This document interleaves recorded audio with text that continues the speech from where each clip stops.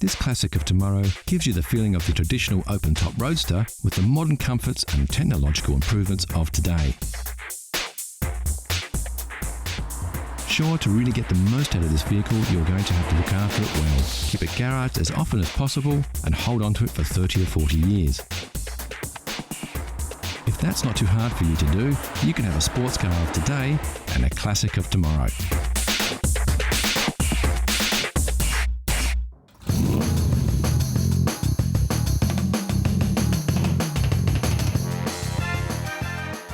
Jaguar has produced a series of elegantly styled and remarkably quick sports cars since the end of World War II, and incredibly, it's a lineage that still continues to this day. The XK series began in 1949 with the XK120, one of the most powerful cars of its day, and reached its peak with the production of the legendary XKE, commonly known as the E-Type Jag. With its combination of good looks, high performance and competitive pricing, the E-Type became the icon of 1960s motoring. And when the car was released in 1961, Enzo Ferrari even called it the most beautiful car ever made.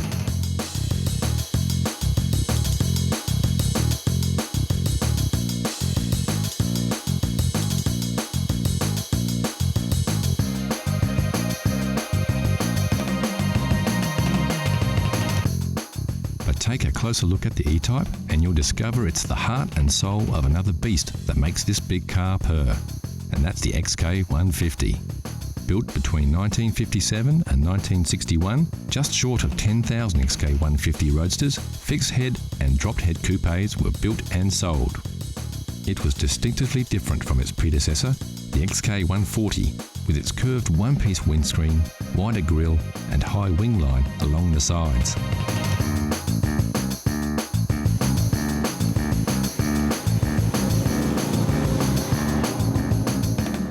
Although in production for just 4 years, the 150 legacy lived on under the hood in thousands of E-Types that followed during the next decade. In fact, the Series 1 E-Type was powered by the very same 3.8-litre straight-six XK6 engine that drove the beefed-up XK150S. And boy, what an engine! It pumped out 265 brake horsepower, easily topped 135 miles per hour, and could sprint from 0 to 60 in just 7 seconds.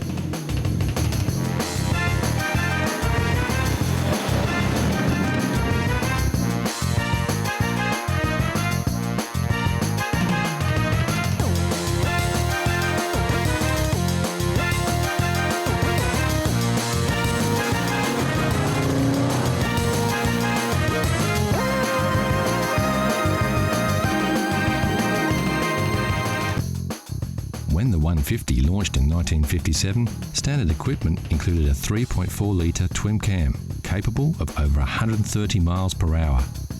But in February of '59, Jaguar added a chrome S insignia, along with triple SU carburetors, a dual exhaust system, beefed-up suspension and larger disc brakes. And the 150 didn't just pack a punch under the hood. It came with a beautiful interior that featured stylish leather throughout. Roll-up windows and door handles were also new features, which until then were not considered essential equipment on sports cars of the day. And the result was a combination of excellent performance and handling with a level of comfort and luxury rarely seen in sports cars of the period. The long flowing lines of the hood hinted at what was to come a decade later with the sleek new styling of the E-Type.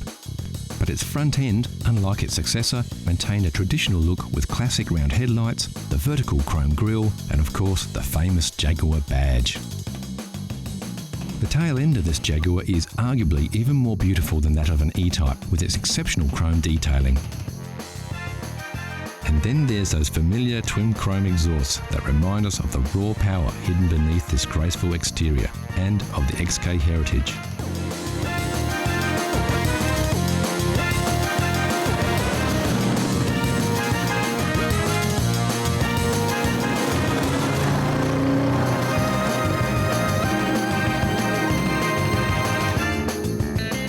In March 1961, the first E-Type rolled off the production line and into the hearts and minds of the rich, famous and everyone with an eye for beautiful design.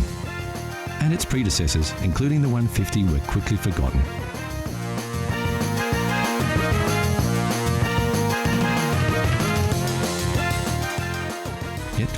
its XK lineage, the stunning styling and superb performance of the iconic E-Type Jag would never have been possible.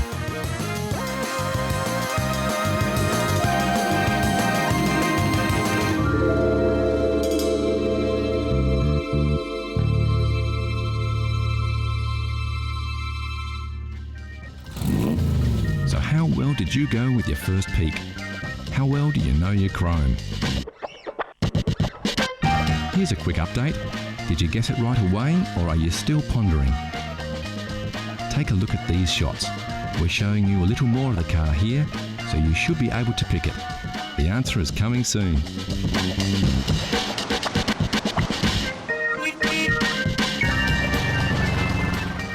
Also coming up, not one but two mules bust out of the stables and go for a run on the open road. So how well did you know your chrome? If you said it was an MGT, you would be right.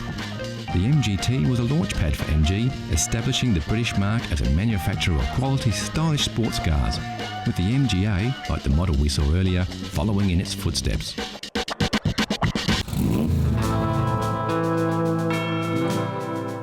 The classic road trip doesn't need a destination or a predetermined route. It's less about getting from A to B and more about everything in between.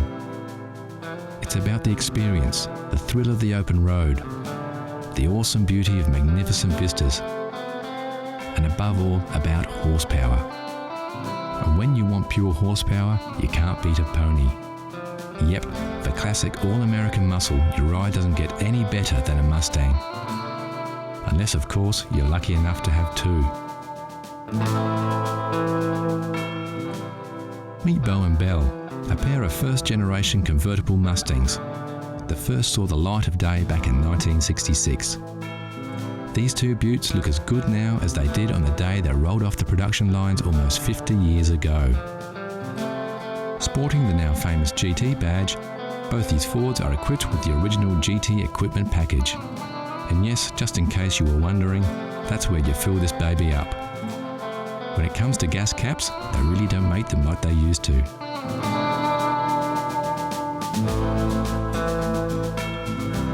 Both these Mustangs feature fully automatic electric soft tops, an original feature built into the car way back in '66.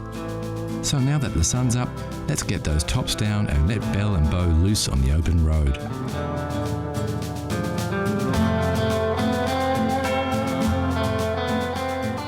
American muscle cars were built for roads like this. They like to go fast and straight. And if the road's clear, nothing gets the heart pumping more than opening up the gas and overtaking whatever's in your way.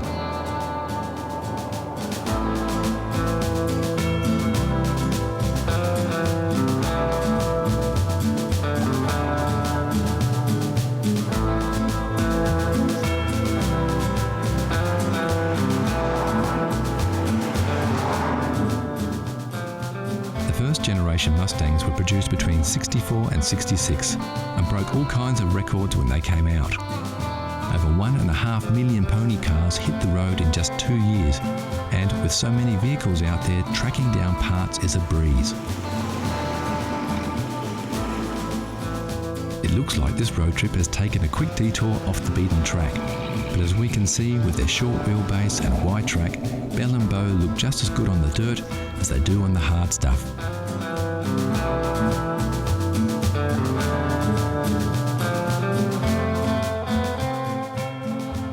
Back on the bitumen and time to work out which way to head next. Yep, it looks like due south is as good a way as any.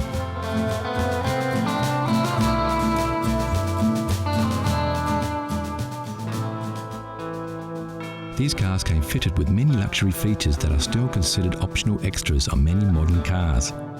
Power steering, disc brakes, and even air conditioning were all standard features on Mustangs of the period. Despite their age, driving these Mustangs isn't very different from driving a modern car. Sure, they won't hug the road and don't have the same kind of turning circle, but in terms of ease, they're just the same. The big difference being that today's cars don't have as much style and charisma.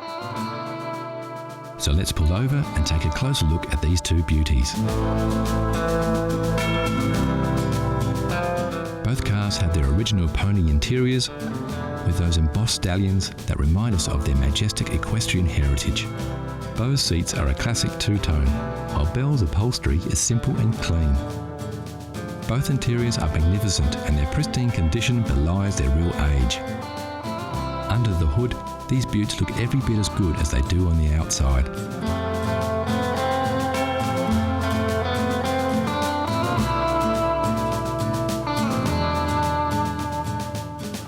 Getting back behind the wheel and hitting the back roads, we can see what makes these cars so special.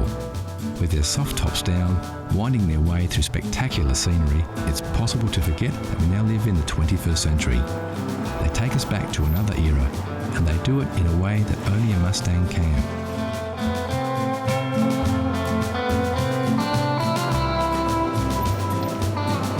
So that's it for this road trip on another road to nowhere.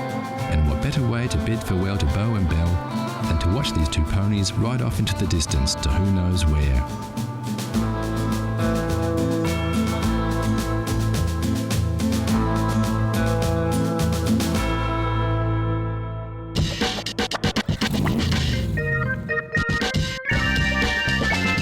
Classic cars are everywhere, from the everyday much-loved runabout to the rare and valuable collector's items.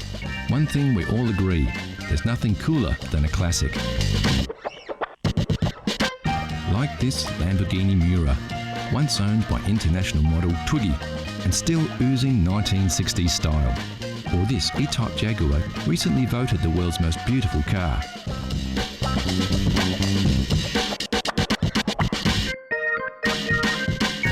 Of course, like you saw in the buyer's guide, you don't have to be rich to drive a classic, you just have to love classic cars.